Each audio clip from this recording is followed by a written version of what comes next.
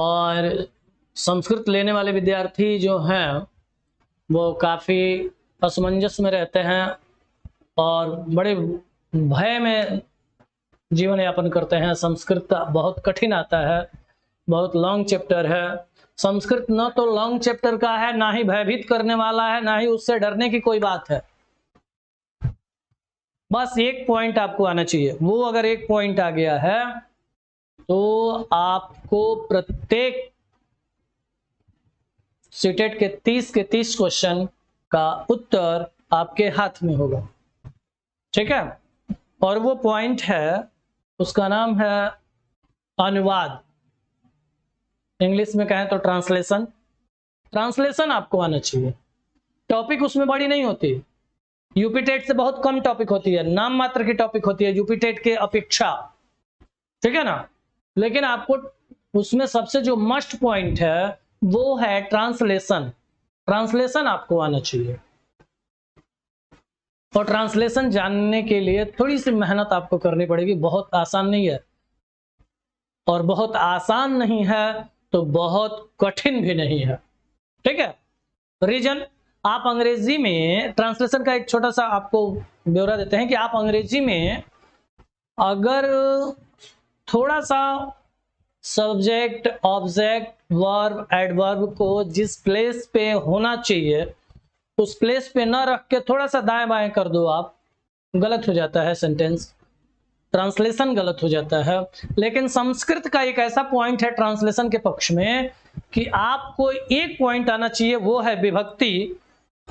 और आपको विभक्ति यदि आ रही है तो चाहे आप सब्जेक्ट, ऑब्जेक्ट, वर्ब, एडवर्ब किसी को कहीं उठा कर रख दो, रामः पाठम पठति रामः पठति पाठम रामः, कोई दिक्कत नहीं है, वो आपका प्रत्येक पॉइंट सही होगा। ठीक है, तो संस्कृत इतनी आसान है, आप संस्कृत को इतना कठिन लेकर के बनाए हो कि संस्कृत बहुत कठिन है। उसका एक रीजन है उसके कठिन लेयर का कि आप शुरू से संस्कृत पढ़ते नहीं हो। आपके सामने जो संस्कृत का पॉइंट आता है तो आप क्या करते हो, आप उसको दूसरा कोई काम नहीं करते, बस यही मान लेते हो, अंदर से डर जाते हो कि ये संस्कृत हमारे लिए बहुत कठिन है। और इसी को दृष्टिकोण में रखते हुए हमने आपको जो है ये आज की क्लास की शुरुआत करने जा रहे हैं, ताकि आपको संस्कृत आसान लगे और आप अधिक से अधिक नंबर लेकर के आ सकें। पहला पॉइंट। दूसरा पॉइंट, हमारा संस्कृत के वीडियोस देने का एक तात्पर्य ये भी है कि संस्कृत के अनुसार संधि, समास, कारक, ठीक है, अगर ये पॉइंट संस्कृत में तैयार है ना, वर्ण प्रक्रिया यदि संस्कृत में तैयार है ना, तो फिर आपको नाम मात्र के लिए हिंदी के पक्ष में थोड़ी सी नाम मात्र की मेहनत कर देंगे, दोनों पक्ष आपका इक्वल हो जाएगा, बराबर हो जाएगा, दोनों पक्ष के प्रश्नोत्तर तैयार हो जाएंगे आपको। ठीक है, तो ये पॉइंट जो है आपके लिए रहेगा। ठीक है, तो इसी के साथ आज सबसे पहले हम आपको संस्कृत की वो टॉपिक बताएंगे कि संस्कृत में सीटेट में कौन कौन सी टॉपिक आपके लिए रखी गई है, जिससे अब पहले के प्रश्न पत्रों में प्रश्न पूछे जाते थे और कुछ एक दो परीक्षाओं में इधर आपसे कौन से प्रश्न हो रहे हैं, यह दृष्टिकोण रखते हुए आपसे आज के वीडियोस की क्लास संस्कृत की तैयार की गई है, जो आपके सामने प्रस्तुत की जा रही है। ठीक है ना, आप आसानी से उस चीज को समझ सकें। ठीक है, तो सबसे हमारा पहला पॉइंट होगा क्या,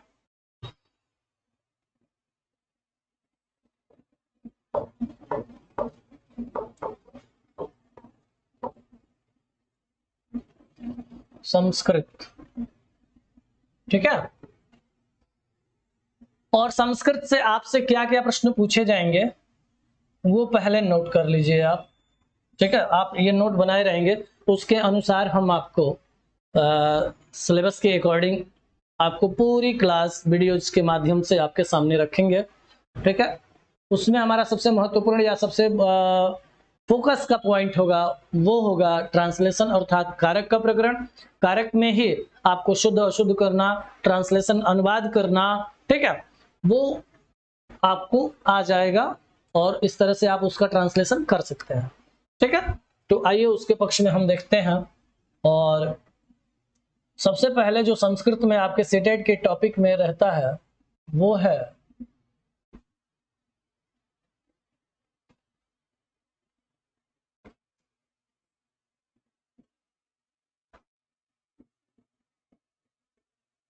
संधि।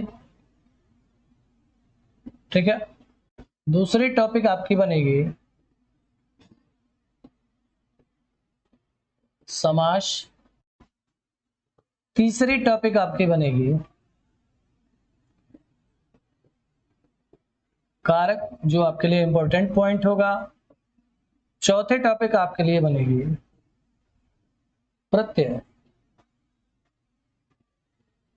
यह जो है प्राचीन परीक्षाओं से आपसे पूछता हुआ प्रश्न आ रहा है इन सब से, ठीक है ना।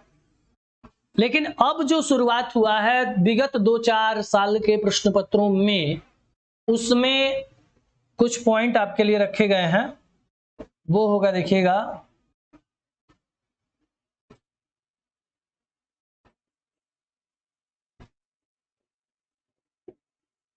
पर्यायवाची। ठीक है, एक रखा जाएगा विलोम।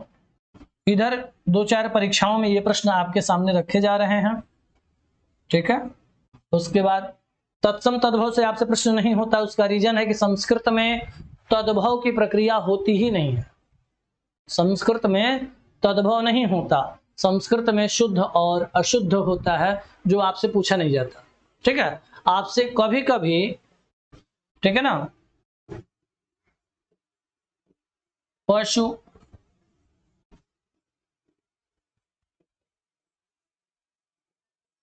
पक्षियों के नाम पूछे जाते हैं। ठीक है ना, तो ये पॉइंट आपके लिए वर्तमान जो सीटेट की प्रक्रिया चल रही है उनकी अकॉर्डिंग आपके सामने ये सिलेबस का पॉइंट है। ठीक है, अब जो है एक कारक का जो दृष्टिकोण है ये आपके सिलेबस के पॉइंट पर, तो अब इसमें आपको कुछ अन्य भी जानकारी चाहिए जिसके अनुसार, जैसे कारक को अगर समझना है तो कारक को समझने के लिए आपके दिमाग में किस शब्द का क्या अर्थ होता है ये होना चाहिए, शब्दार्थ जिसको कहते हैं। तो आपको हम एक पॉइंट, हो सकता है ये पॉइंट हम आपको पहले ही रख दें, ठीक है ना। तो एक पॉइंट हम आपको रखेंगे यहां शब्दार्थ, जो आपके लिए बहुत ही मोस्ट होगा, बहुत जरूरी चीज होगी, किस शब्द का क्या अर्थ होता है। ठीक, उसके बाद आपका एक पॉइंट और बनाएगा इसमें, वो होगा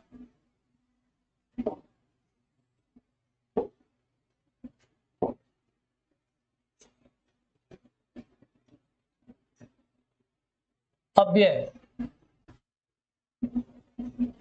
ठीक है, क्या होगा, अव्यय होगा।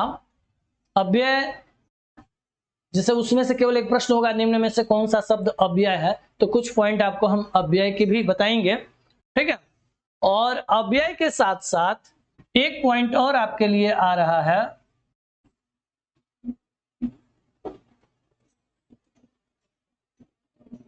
और वो पॉइंट आपके लिए क्या होगा ये जानिएगा,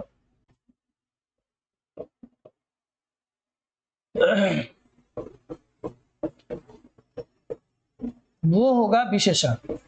इनके साथ पर्याय विलोम के पक्ष में जो है विशेषण शब्द में, जिसे सेंटेंस देकर के आपसे प्रश्न कर दे रहा है अब के निम्न में वाक्य में विशेषण शब्द क्या है, तो कुछ आपको विशेषण शब्द के भी पॉइंट दिए जाएंगे। ठीक है, वह शब्द दिए जाएंगे, बहुत इसको बड़ा नहीं बनाया जाएगा, ब्रैड नहीं बनाया जाएगा, आपके लिए जो परीक्षागत शब्दकोश हैं वो आपको दिए जाएंगे। ठीक है ना, तो ये पॉइंट हुआ है जो आपको आपके लिए सिलेबस के अकॉर्डिंग महत्वपूर्ण है, जो आपसे परीक्षा में पूछे जाएंगे। उसके बाद आपको हम वो भी पॉइंट देंगे जिसको हम अपने वीडियोज में अनछुए पहलू का नाम देते हैं, अर्थात कभी कभी वह प्रश्न आए हुए हैं आपके सामने, ठीक है, मोस्ट नहीं करके अगर कहा जाए, वो भी मोस्ट होते हैं हमारे लिए, एक एक नंबर कीमती है, लेकिन अगर इनसे अधिक बार पूछा गया है, उनसे कभी कभार प्रश्न हुए हैं, तो जिनसे कभी कभार प्रश्न हुए हैं वो भी हम आपको चलते चलते वीडियोज में एक वीडियोज के माध्यम से आपके सामने प्रस्तुत करेंगे, ठीक है। अब ये वीडियो, ये पॉइंट आपके सामने रहे। इसके बाद जानिएगा, अब हमको संधि समझना है, ठीक है। तो जब संधि समझना है तो हमें संधि समझने के लिए जो है क्या करना पड़ेगा ये जानिएगा। तो संधि समझने के लिए हमें वर्ण प्रक्रिया जाननी पड़ेगी। अब देखिए, अब इस संधि के पॉइंट से हम सब संधि से पूर्व क्या पढ़ेंगे, तो वो है वर्ण प्रक्रिया। किस प्रकरण में? संस्कृत में। अगर उसको थोड़ा सा और आसानी से कर दिया जाए तो आपको हम बता देते हैं इसको, ठीक है। संस्कृत की वर्ण प्रक्रिया। शब्द को, संधि को जानने के लिए शब्द में हमें सबसे पहले शब्द के पूर्व वर्ण को जानना जरूरी हो जाएगा। वर्ण वैसे आप जानते हैं, बस थोड़ा सा आपको समझने की यहाँ पे पॉइंट पे रहेंगे और आप समझ भी लेंगे, ये भी गारंटी है इस चीज की, ठीक है। और जो अगला पॉइंट हमको समझना है समास। तो अगर समास को समझना है तो समास के लिए अवर्ण प्रक्रिया को हम छोड़ दें तो यहां हमको शब्द प्रक्रिया समझना पड़ेगा। शब्द प्रक्रिया समझना पड़ेगा, ठीक है।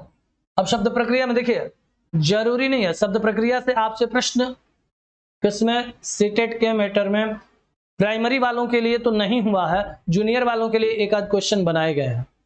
सीटेट का जो प्राइमरी की क्लास होती है, प्राइमरी की क्लास में शब्द प्रक्रिया के प्रश्न नहीं होते हैं, लेकिन जूनियर जो देना चाहते हैं उनके लिए शब्द प्रक्रिया की आवश्यकता है। उनके लिए एक क्वेश्चन होता है जिसको हम शब्द प्रक्रिया में विभक्ति और वचन कहते हैं, ठीक है। तो शब्द प्रक्रिया के भी आपके लिए दो पॉइंट होगा। एक पॉइंट होगा यहाँ पे शब्द रूप और एक पॉइंट होगा यहाँ पे धातु रूप, ठीक है। एक पॉइंट क्या है, शब्द रूप है, और एक पॉइंट क्या है, धातु रूप है, ठीक है। अब देखिए अगला जो पॉइंट है वो है कारक। अब कारक के लिए इन सब की आवश्यकता है, ठीक, और उसके साथ साथ शब्दार्थ की आवश्यकता है। जो शब्दार्थ हम आपको नीचे दिए हैं पॉइंट पे, इसको हम हो सकता है कि वर्ण प्रक्रिया के बाद आपको शब्दार्थ पहले पढ़ा दें, ठीक है ना। तो कारक में अगर यहां से हम इस पॉइंट को इरेज कर दें, ठीक है, तो यहां इसको लेके आया जा सकता है। तो यहां हम आपको शब्दार्थ, वीडियोज आपको हम पहले दे देंगे इसका शब्दार्थ, और शब्दार्थ के साथ साथ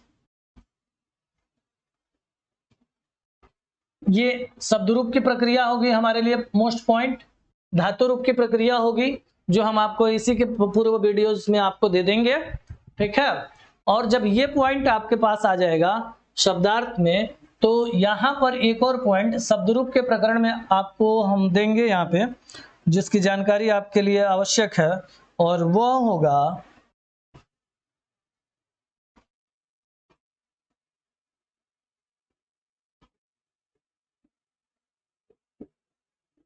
विभक्ति और वचन, ठीक है।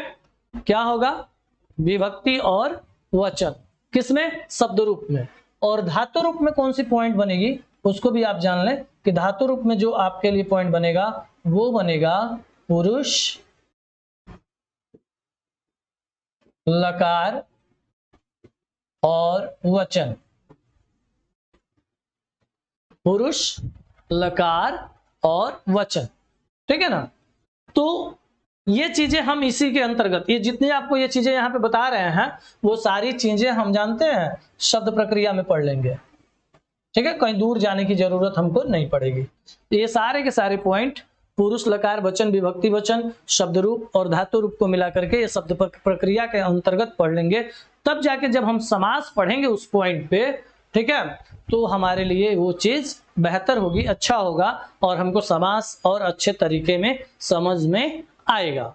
ठीक, कारक के दृष्टि में ये सारा पॉइंट हम पढ़े रहेंगे तो हमको एक पॉइंट चाहिए, क्या, शब्दार्थ अर्थात वर्ड मीनिंग। वर्ड मीनिंग आना आपके लिए बहुत पॉइंट महत्वपूर्ण होगा। वो क्यों कि हम जब शब्द का अर्थ जानते रहेंगे तो जैसे कहते हैं ना कि सीटेट का पेपर जो है संस्कृत विषय का, मतलब जिस लैंग्वेज का होता है, अंग्रेजी का अंग्रेजी में, संस्कृत का संस्कृत में, हिंदी का हिंदी में, ठीक है, ऐसे करके आता है, उर्दू का उर्दू में, ठीक है ना, ऐसे करके आता है।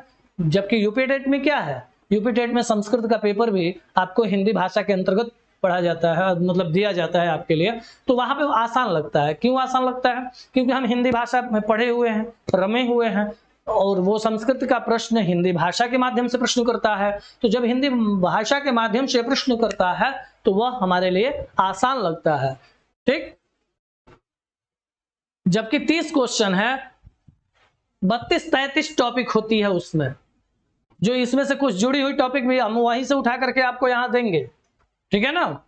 तो और प्रत्यय आपको जो पॉइंट है, प्रत्यय के लिए आपको प्रत्यय हम आपको बहुत ही आसान तरीके में पढ़ाएंगे। जबकि संस्कृत लेवल का जो प्रत्यय है ना, वो अगर आपके सिलेबस के दृष्टिकोण से देखा जाए, आपके स्तर पर देखा जाए तो एक तरह से कठिन लेयर माना जाएगा। लेकिन आप घबराइएगा नहीं, बहुत आसान लेयर में आपको हम पढ़ाएंगे इस प्रत्यय का पॉइंट, ठीक है। और फिर आप आइएगा पर्यायवाची पे। पर्यायवाची में आपको बहुत दूर जाने की जरूरत नहीं है। यदि पर्यायवाची के टॉपिक है आपके पास, आपने देखा भी होगा, हमने हिंदी के वीडियोज में पर्यायवाची बहुत सारे पॉइंट दिए हैं। तो पर्यायवाची में प्रायः शब्द तत्सम होते हैं, और तत्सम होने का जब पॉइंट आता है तो वो तत्सम सारे के सारे शब्द संस्कृत के होते हैं। संस्कृत में तत्सम ही होता है, तद्भव नहीं होता, ठीक है ना। तो ये पॉइंट आपके लिए रहेंगे। तो इस चीज को आप देखेंगे कि हम अब वर्ण प्रक्रिया की शुरुआत करेंगे और इस पे जो है इसको एक पॉइंट पे और बना देंगे, ठीक है ना। तो पहले हम वर्ण प्रक्रिया की शुरुआत करेंगे, क्लिक करिए, ठीक है। ये आपका सिलेबस होगा पूरा, और इसी की अकॉर्डिंग हम लोग पूरी वीडियोस जो है आपके लिए लेके आएंगे आपके सामने, और आपको ये सारे के सारे पॉइंट आपको देंगे, ठीक है ना। तो ये सारे जो प्रकरण हैं आपके लिए कि संस्कृत में संधि समझना है तो वर्ण प्रक्रिया को जानना पड़ेगा, जिसको हम लोग पाणिनि का 14 सूत्र के नाम से जानते हैं, माहेश्वर सूत्र के नाम से जानते हैं, प्रत्याहार के नाम से जानते हैं, ठीक है ना।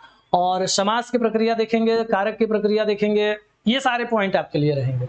फिर मिलते हैं अब इसकी अगली पॉइंट में। इसको आप चाहें तो नोट बना सकते हैं, एक लिख सकते हैं इसको पॉइंट पे कि हाँ ये टॉपिक हमको पढ़नी है, ठीक है ना। अब हमारी यहां पे शुरू होगी वर्ण प्रक्रिया।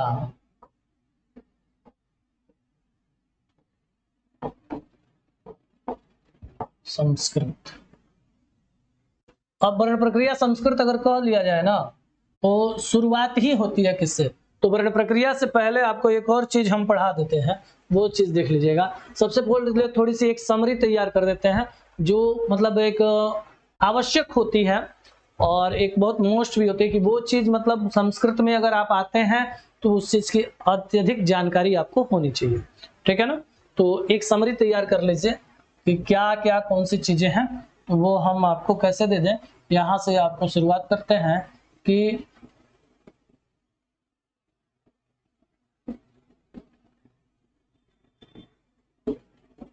संस्कृत में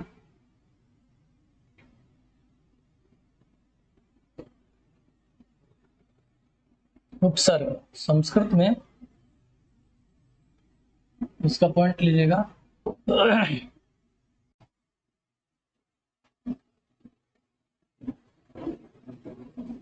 संस्कृत शब्द में उपसर्ग, तो संस्कृत शब्द में क्या उपसर्ग है? तो कहा शम उपसर्ग है। संस्कृत शब्द में धातु, संस्कृत शब्द में कौन सी धातु है? क्री धातु है। और संस्कृत शब्द में प्रत्यय वो त्रिच प्रत्यय है। ठीक है, संस्कृत शब्द बनता है। अब एक शब्द आएगा भाषा शब्द। भाषा शब्द में उपसर्ग नहीं है, धातु से शुरुआत होती है। तो भाषा शब्द में धातु कौन सी है? तो कहा भाष धातु है। ठीक, और भाषा शब्द में प्रत्यय कौन सा है? तो भाषा शब्द में क्विप प्रत्यय है। ठीक है, तो संस्कृत हो गई, भाषा हो गई। अब अगला जो शब्द होगा वो है व्याकरण। तो व्याकरण जो शब्द है, तो व्याकरण शब्द में उपसर्ग सबसे पहले आएगा। तो उपसर्ग, तो व्याकरण शब्द का उपसर्ग जो होगा उसमें दो उपसर्ग लगे हैं, एक बी उपसर्ग है और एक आंग उपसर्ग है। कौन कौन उपसर्ग लगे? एक बी उपसर्ग लगा और एक आंग उपसर्ग लगा। ठीक है, और व्याकरण शब्द में कौन सी धातु है? कुछ नहीं, वही जो संस्कृत की धातु थी, क्री धातु है। व्याकरण शब्द में कौन सा प्रत्यय है? तो जब प्रत्यय की बात करेंगे तो यहां पे ल्यूट प्रत्यय आता है। कौन सा प्रत्यय? ल्यूट प्रत्यय। ठीक, ल्यूट में से यू भाग बचता है, यू को अन आदेश हो जाता है तो व्याकरण न बनता है, और न को ड़ करके व्याकरण बनता है। ठीक है, और इसके बाद अभी यूपी टेट के प्रश्न में किया था, जो 28 वाला पेपर निरस्त हो गया, उसमें एक प्रश्न आया था, कारक शब्द में प्रत्यय पूछा था आपसे। कारक, कारक शब्द, ठीक है, में धातु, कहीं कुछ नहीं, वहां भी क्री धातु है, यहां कोई उपसर्ग नहीं है। ठीक है, कारक शब्द में धातु। और कारक शब्द में अगला आइएगा, कारक शब्द में प्रत्यय। तो कारक शब्द में ऋण प्रत्यय है। अभी नोट कर लीजिए, आपको हम ये सारे प्रत्यय जब पढ़ाएंगे ना तो और आसानी से आपको समझ में आएगा। जैसे यहाँ ल्यूट में यू को अन हुआ है, उसी तरह से ऋण में उ बचता है और वू को अक आदेश होता है तो कारक शब्द बनता है। ठीक है ना। अब समास में, समास शब्द में उपसर्ग, समास शब्द में उपसर्ग क्या है? सम उपसर्ग है। कौन सा उपसर्ग है? सम उपसर्ग है। और समास शब्द में धातु क्या है? समास शब्द में कौन सी धातु है? वो धातु, तो कहा आश धातु है। कौन सी धातु है? आस धातु है। तो समास शब्द में कौन सी धातु मिली? आस धातु हो गई। ठीक है ना। अब आस धातु जो प्रकरण है आपका, उसके साथ अब हम आपसे बात करेंगे कि संस्कृत, संस्कृत में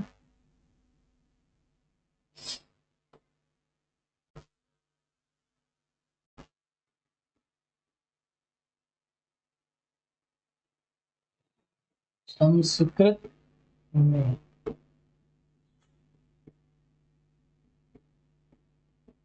विभक्तियां कितनी होती हैं? 7 विभक्तियां।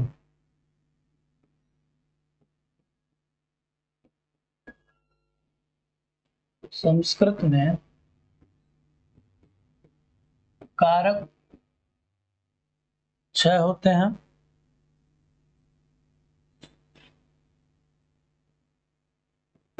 छह होते हैं संस्कृत में कारक। और संस्कृत में लकार 10 होते हैं,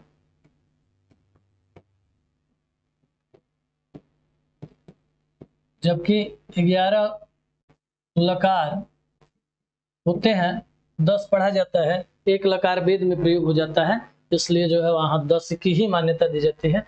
11 लकार जो है, ऐसे यूपीटेट में ये प्रश्न बनाए भी जाते हैं कि संस्कृत में का कौन सा लकार जो है वो कहाँ वेद में प्रयोग होता है। संस्कृत का जो है ये वेद वाला लकार है। अब आएंगे संस्कृत में वचन। तो संस्कृत में वचन कितने होते हैं? तो 3 वचन होते हैं। संस्कृत में कितने वचन हैं? 3 वचन हैं। कौन कौन से हैं? एक वचन, द्विवचन और बहुवचन। ठीक है, संस्कृत में 3 वचन हैं, तो इसको भी देख लिया जाए। ठीक है, 3 लिंग, संस्कृत का जो लिंग है वो भी 3 लिंग है। कौन कौन सा है? पुल्लिंग,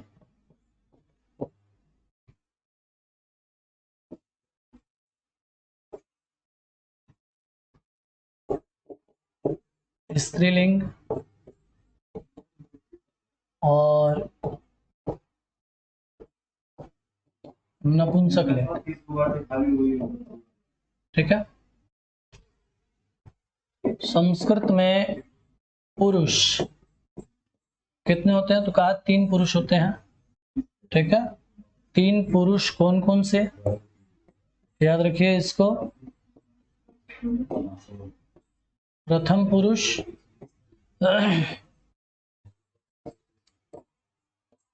मध्यम पुरुष और उत्तम पुरुष।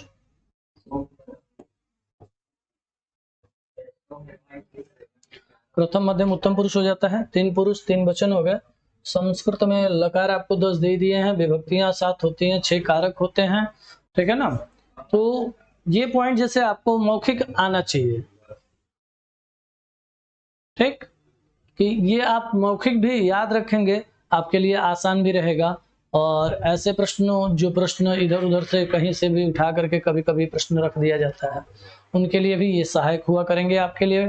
ठीक है, तो ये छोटी सी टॉपिक आपके लिए जो है ये रहा।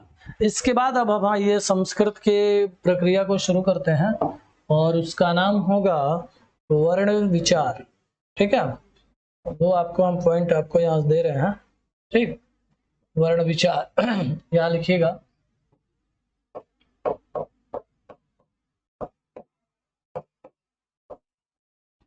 वर्ण विचार, तो वर्ण विचार को समझने के लिए अगर आप कहें तो थोड़ा सा और हम आपके उस पे जाते हैं, इस वाले पेज पे, कि संस्कृत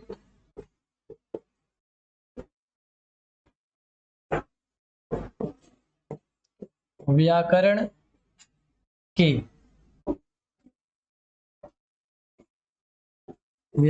के त्रिमुनि के विषय में आप जानिए सबसे पहले। ठीक है, ये बात हम आपको वर्ण विचार पे ही ले चल के वो चीज कहने वाले थे, लेकिन उससे पूर्व में इसमें जैसे आपके समरी में रहेगा तो आप अच्छे से जान जाएंगे। तो सबसे पहला नाम जो है वो है पाणिनि,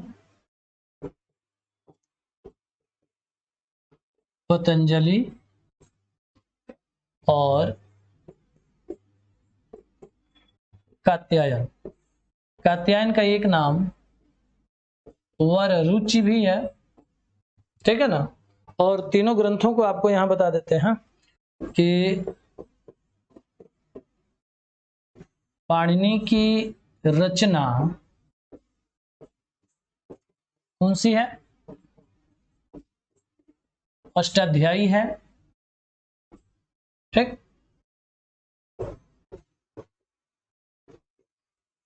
पतंजलि की रचना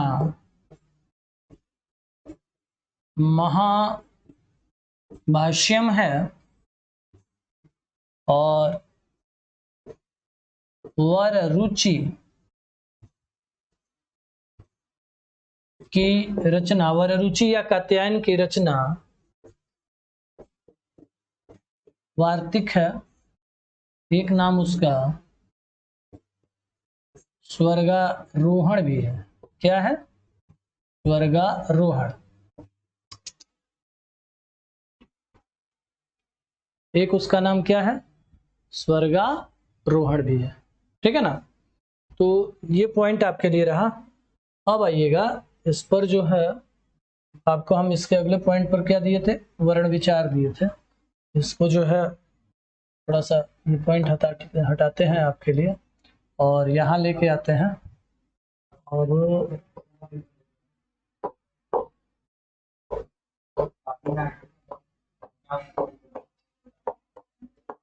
वर्ण विचार, तो वर्ण विचार के लिए जैसे हमने आपको एक नाम जो दिया है, क्या?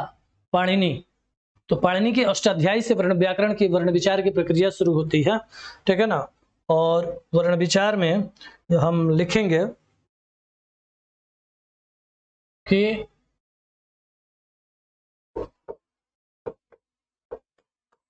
भाषा की वह इकाई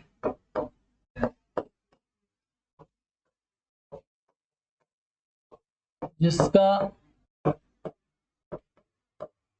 उच्चारण मुख से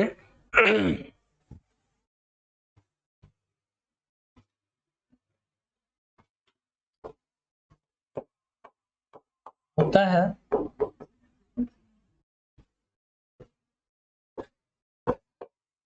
उन्हें वर्ण ध्वनि या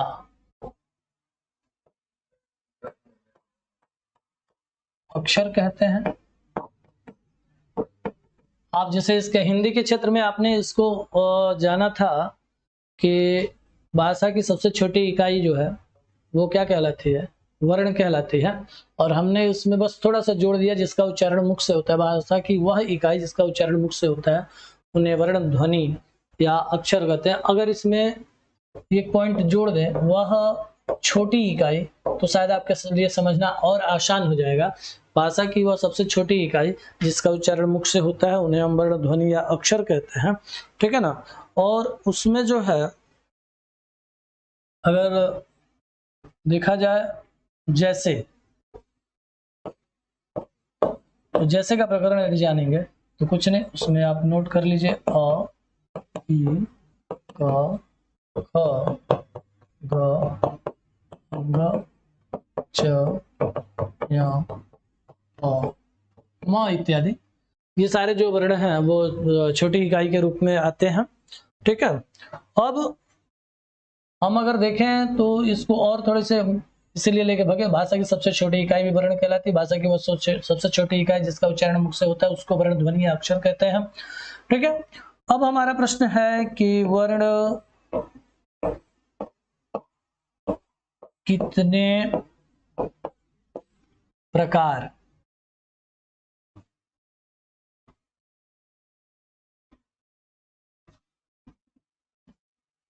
ठीक है, वर्ण कितने प्रकार के होते हैं? तो आप यहां देखेंगे कि वर्ण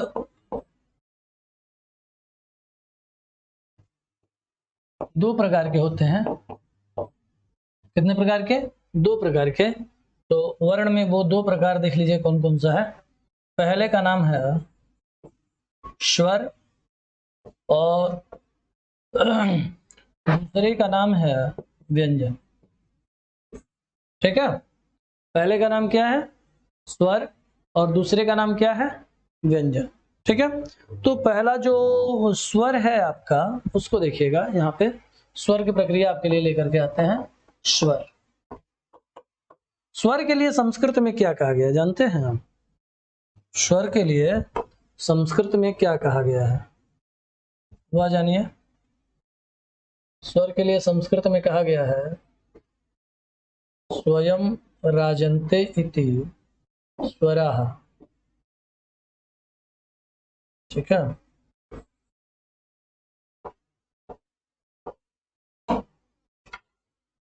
इसको कहा गया स्वयं राजन्ते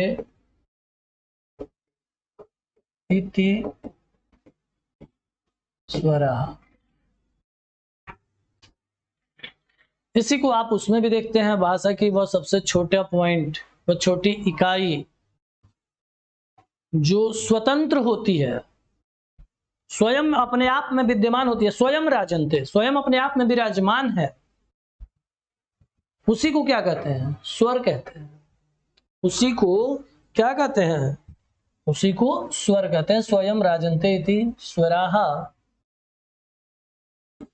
कहा वे वर्ण जो स्वयं उच्चारित होते हैं या स्वतंत्र होते हैं या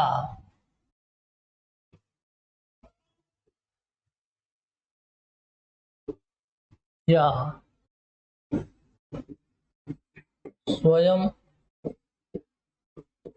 अपने आप में विराजमान होते हैं,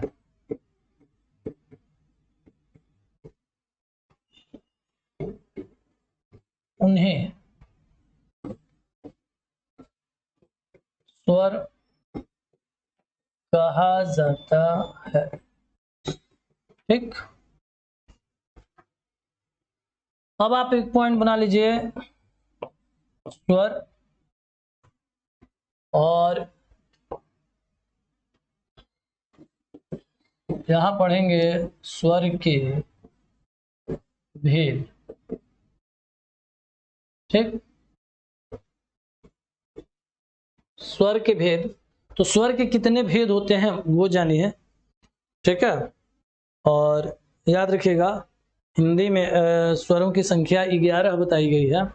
हिंदी में स्वरों की संख्या 11 बताई गई है, लेकिन संस्कृत में स्वरों की संख्या 9 बताई गई है।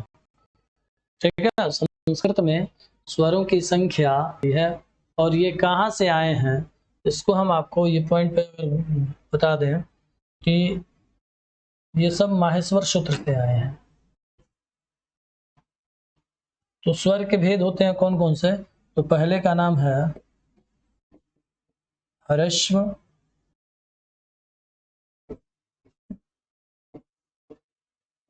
स्वर,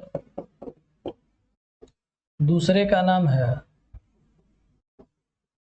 दीर्घ स्वर, और तीसरे का नाम है प्लुत स्वर। पहले का क्या नाम दिया? ह्रस्व स्वर, दूसरे का क्या नाम दिया? दीर्घ स्वर, और तीसरे का क्या नाम दिया? प्लुत स्वर। तो ह्रस्व स्वर क्या होता है? जो सबसे कम समय में बोला जाता है। ह्रस्व स्वर क्या होता है? जो सबसे कम समय में बोला जाता है, और ह्रस्व स्वर को ही क्या कहते हैं? मूल स्वर कहते हैं। ये भी दिमाग में रहे, ह्रस्व स्वर को ही मूल स्वर कहते हैं। ठीक है, और उसके बाद जो कहा गया कि ह्रस्व स्वर को मूल स्वर कहते हैं, और जो ये पॉइंट और आपके लिए आएगा, जो दीर्घ स्वर आएंगे ना, दीर्घ स्वरों को संयुक्त स्वर भी कहा जाता है। अभी आपको ये पॉइंट बताएंगे। तो ह्रस्व स्वर का जो पॉइंट है उसको जान लीजिए। ह्रस्व स्वर में कौन सा पॉइंट है? तो वो पॉइंट है अ, ई, उ, री और री।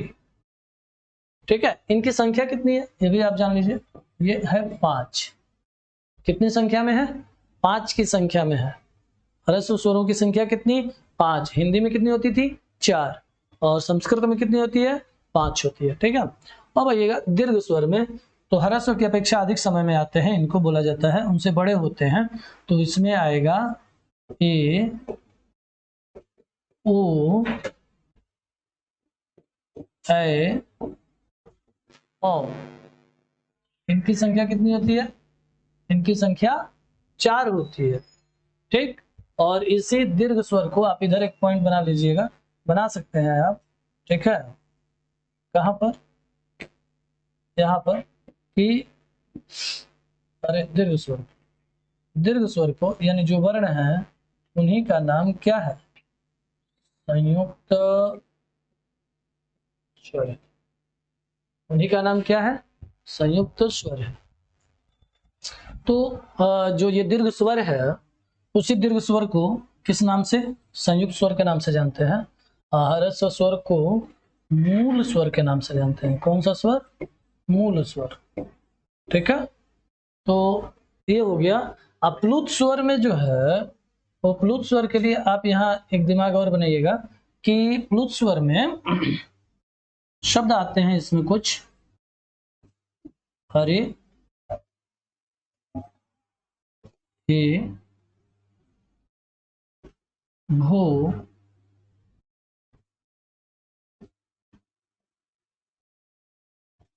वो और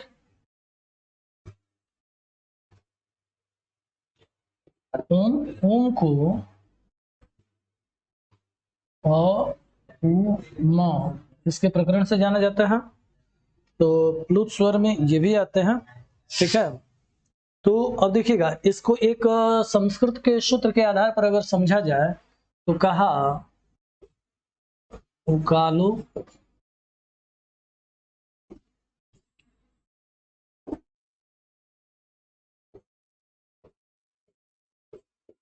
उकालो ह्रस्व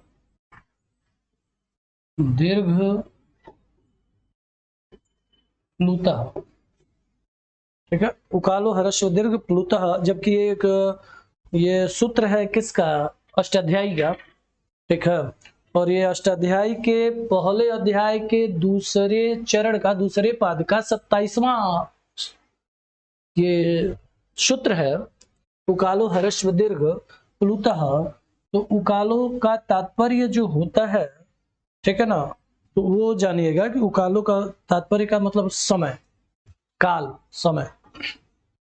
तो कौन सा समय? तो कहा कि ह्रस्व दीर्घ और प्लुत का समय। तो ह्रस्व दीर्घ और प्लुत को ह्रस्व का एक नाम जो है रखते हैं एक मात्रिक, दीर्घ का एक नाम रखते हैं द्विमात्रिक, और प्लुत का एक नाम रखते हैं त्रिमात्रिक। ठीक है, अब जानिएगा। अब काल का मतलब क्या? जो सबसे कम समय में बोला गया वो एक मात्रिक, जो इससे अधिक समय में बोला गया वो द्विमात्रिक, और जो इन दोनों से अधिक समय में बोला गया वो त्रिमात्रिक। अब यहाँ पे आ जाइए फिर एक बार, यहाँ पे देखिए क्या है, ये 5 स्वर हैं, अ, ई, उ, री और री। ये 5, ए, ओ, ए, औ, ये 4, 5 4 9, यानी संस्कृत में स्वरों की संख्या कितनी हो गई? 9 हो गई। संस्कृत में स्वरों की संख्या कितनी? 9 हो गई।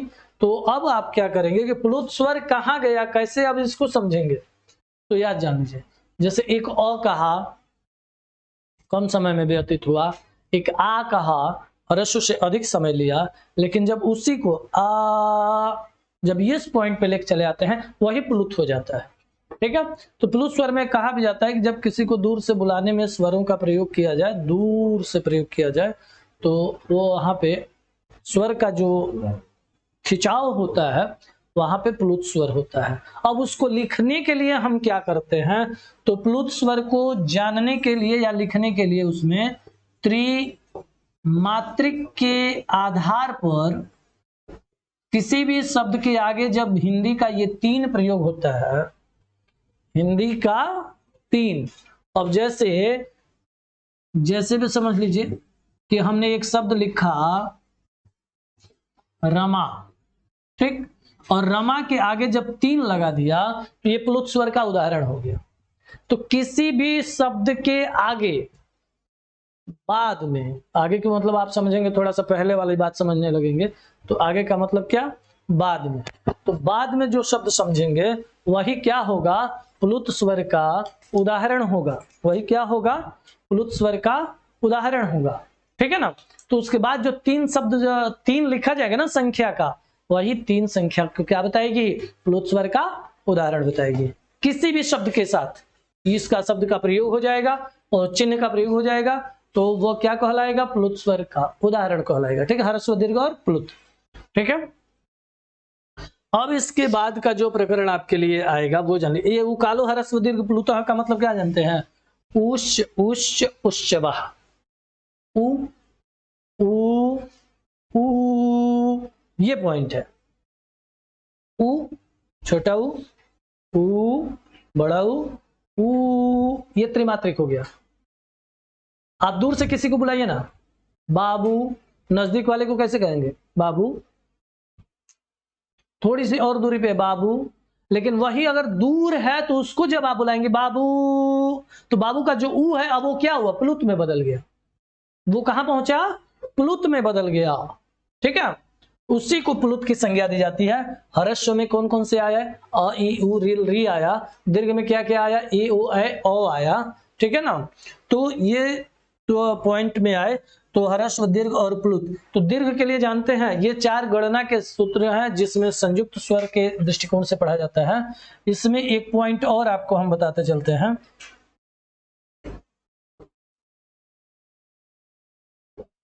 समझने के लिए आपके कि ये जो प्लुत का प्रकरण है ना यहाँ पे, अरे दीर्घ का, ठीक, ये जो दीर्घ में दीर्घ स्वर इधर चला गया, इधर से उस दीर्घ को ही संयुक्त स्वर आए हैं। तो उन दीर्घ स्वरों में कहां से? वहां से ये क्या कहते हैं? ह्रस्व स्वर से उठा करके यहाँ एक पॉइंट और रख दिया जाता है। जैसे अ धन अ बराबर आ, बड़ी छोटी ई धन छोटी ई बराबर बड़ी ई, छोटा उ धन छोटा उ बराबर बड़ा उ, और एक पॉइंट और होता है री। इसको दीर्घ री के नाम से जानते हैं। कौन सा री होता है? दीर्घ री के होता है। आ ई उ और दीर्घ री, ये भी दीर्घ की संज्ञा में ही आते हैं। ठीक है, लेकिन पाणिनि ने जो है कहा कि जैसे हम अ धन अ मिलाकर के बना लेंगे आ, उसको हम आ की संज्ञा में गणना नहीं करते हैं। बहुत ही शॉर्ट फॉर्म दिया। क्या दिया कि मतलब व्याकरण पढ़ने का जो ध्येय है, जो लक्ष्य है, लघ्वर्थम चाध्येयम व्याकरणम, शब्द अपनी बात को छोटे से छोटे शब्दों में हम आपको समझा सकें, वह वाला पॉइंट आपके लिए रखा है। ठीक है ना, उसी आधार पर इसकी बात किया है। आ बड़ी बड़ा ऊ, इसको ये विजातीय बनते हैं और ये सजातीय बनते हैं, इसलिए इसको अगर मैथ की भाषा में समझना ना, सजातीय विजातीय, तो उसमें क्या पॉइंट रखते हैं। तो ये भी जो है दीर्घ के ही प्रकरण में पढ़े जाते हैं। अब बात समझ में आई? ठीक है, तो अब आइए चलते हैं कहाँ? व्यंजन की तरफ। व्यंजन हमें क्या कह रहा है उस चीज को देखेंगे। ठीक है, और इसमें आपको एक मात्रिक, द्विमात्रिक, ह्रस्व दीर्घ प्लुत के लिए और एक सूत्र भी आता है, ये एक कारिका आती है, श्लोक आता है, उसको ना तो आप जानकारी के लिए बस रख लीजिए। ठीक है ना, लिख दे रहा है यहाँ पे।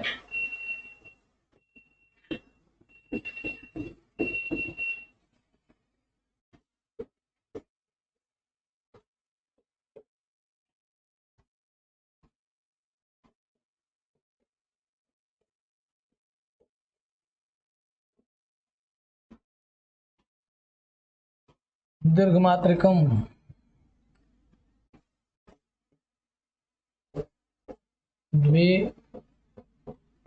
द्विमात्रिकम दीर्घम उच्यते, त्रिमात्रिको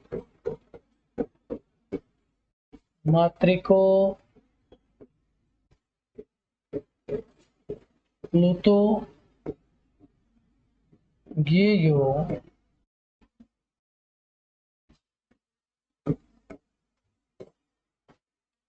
व्यंजनम चार्ध मात्रिका। ठीक, एक मात्रिको भरे भवेद ह्रस्वो द्विमात्रिकम दीर्घम उच्यते, त्रिमात्रिको प्लुतो ज्ञेयो व्यंजनम चार्ध मात्रिकम। एक मात्रिक भरे वेद ह्रस्व, एक मात्रिक क्या होता है? ह्रस्व होता है। अभी हम जो इसके पहले आपको एक प्रकरण देके गए हैं ना, कौन सा प्रकरण हो आपको बता दें? यहाँ देखे गए हैं आपको, ये वाला, एक मात्रिक, द्विमात्रिक, त्रिमात्रिक, उसी की बात करते हैं वहां पर भी। ठीक है, तो अब जान लीजिए आप यहाँ पे क्या कहा, एक मात्रिको भवेद ह्रस्व द्विमात्रिकम त्रिकम उच्यते, त्रैमात्रिको प्लुतो ज्ञेयो व्यंजनम च अर्धमात्रिकम। व्यंजन पढ़ना था, स्वर में आप जान चुके थे। तो इस कारिका के द्वारा, इस श्लोक के द्वारा हमने आपको ये चीज दिया कि व्यंजन की जो मात्रा होती है वो कैसी होती है, अर्धमात्रिक होती है। व्यंजन हमेशा कैसे होते हैं, अर्धमात्रिक होते हैं। बात पल्ले पड़ी, व्यंजन हमेशा अर्धमात्रिक होते हैं। प्रश्न भी आपके यूपी टेट में है इससे कि अर्धमात्रिक किसे कहा गया है, तो व्यंजन को कहा गया है। व्यंजनम च अर्धमात्रिकम, ठीक है ना। तो एक मात्रिक में कौन कौन आया, अब यहां पे आपको एक और पॉइंट बना दे रहे हैं। एक मात्रिक में कौन कौन आया, तो एक मात्रिक में आए अ, ई, उ, री, री, ये आ गए। द्विमात्रिक में कौन आएगा,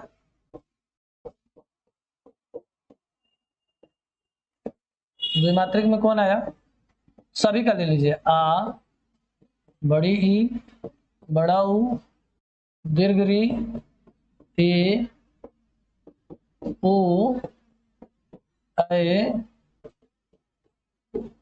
ओ, ये आ गए ए, ए, ओ, ठीक। अब त्रिमात्रिक कैसे निर्धारित करेंगे,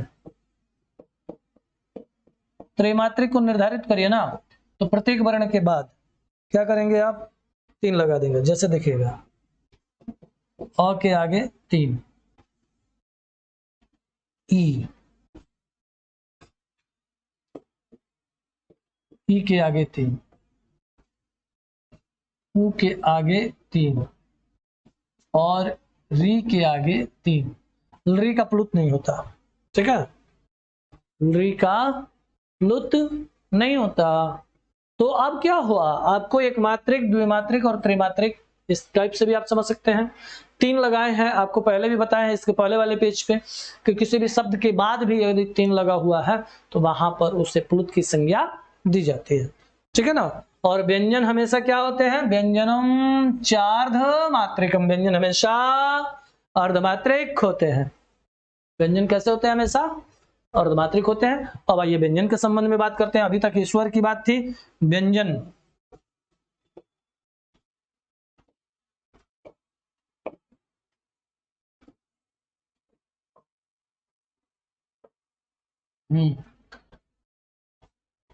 व्यंजन का अर्थ क्या होगा, तो व्यंजन का अर्थ, एक अर्थ वर्ण होगा, एक अर्थ क्या होगा, एक अर्थ भोजन भी होगा। व्यंजनम नपुंसक लिंग का शब्द है, व्यंजनम, व्यंजने, व्यंजनानी शब्द रूप इसका चलता है, ठीक है ना। और इसके अलावा व्यंजन में से अगर इस पॉइंट को आप मिटा दें, कौन सा पॉइंट मिटाएंगे, अभी आप देखिए,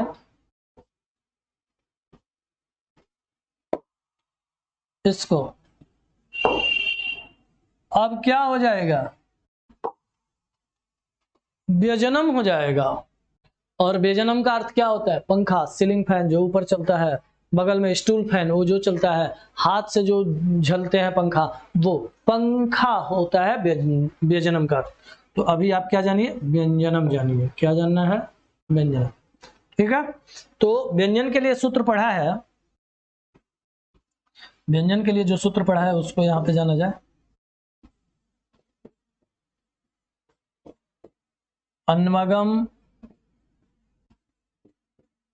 भवति इति व्यंजनम, अन्वगम भवति इति व्यंजनम, अर्थात क्या, अन्वगम का अर्थ क्या होता है, अन्वगम का अर्थ ये होता है कि जो स्वतंत्र रूप से बोले ना जा सकते हो। अन्वगम का अर्थ ये होता है जो अन्वित ना होता हो, स्वतंत्र ना हो। अन्वगम का अर्थ ये होता है जो किसी की सहायता से बोला जाए, ठीक है। तो अब किसकी सहायता लेगा, तो इसके पूर्व किसी की सहायता किसकी लेनी है भाई, तो इसके पूर्व क्या है, स्वर है। व्यंजन से पहले क्या आया था, स्वर आया था। तो जब स्वर आया था तो सहायता किसकी लेंगे, स्वर की ही लेंगे, क्योंकि शुरुआत वहीं से हुई है, ठीक है। तो अब इसको क्या कहेंगे आप, अन्वगम के विषय में आपको हमने बताया दिया। अब इसको लिखेंगे कैसे, तो यह भी जानिएगा। तो कहा कि वे वर्ण जो स्वतंत्र नहीं होते हैं या स्वर की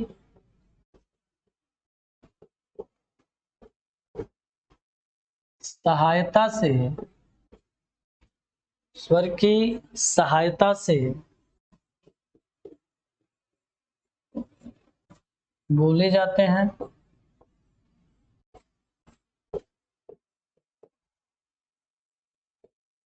उन्हें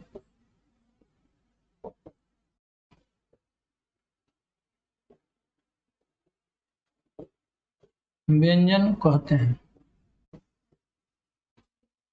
उन्हें क्या कहते हैं?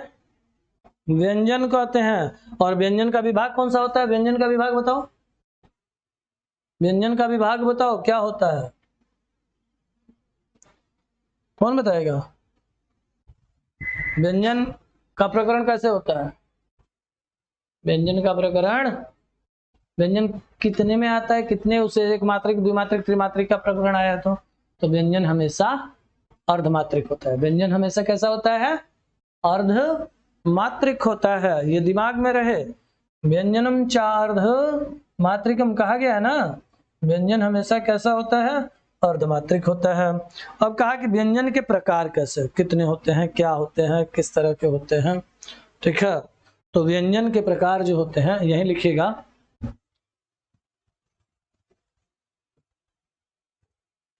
व्यंजनम भवति त्रिधाः, व्यंजनम भवति त्रिधाः। कुछ लोग इसे क्या पढ़ाते हैं? चतुर्धाः पढ़ाते हैं, ठीक।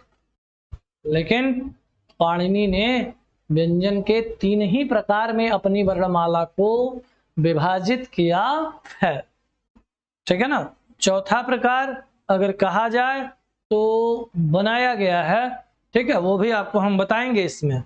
चौथा प्रकार जो होता है, तो व्यंजनम भवति त्रिधाः में कौन कौन से आते हैं? तो पहले लिखिएगा स्पर्शाः, दूसरा लिखिएगा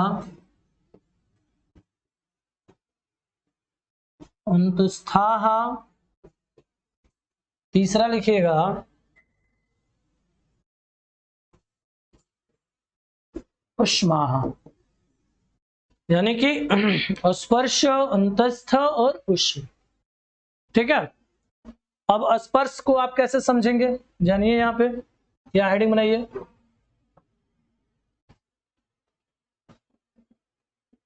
स्पर्शाः। इसका सूत्र लिखिएगा पहले, क्या है? कादयोः मावशाना स्पर्शाः, कादयोः मावशाना स्पर्शाः। इसका अर्थ क्या होता है? कौन बताएगा? कादयोः मावशाना स्पर्शाः का अर्थ क्या होगा? कादयोः मावशाना का अर्थ क्या करेंगे यहाँ पे?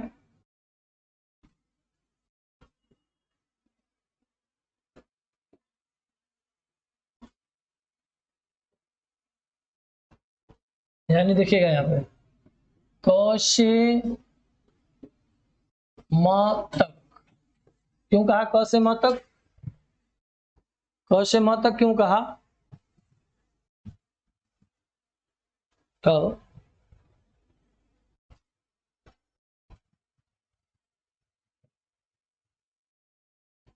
क से म तक के वर्ण क्या कहलाए? क से म तक के वर्ण स्पर्श कहलाए, ठीक है।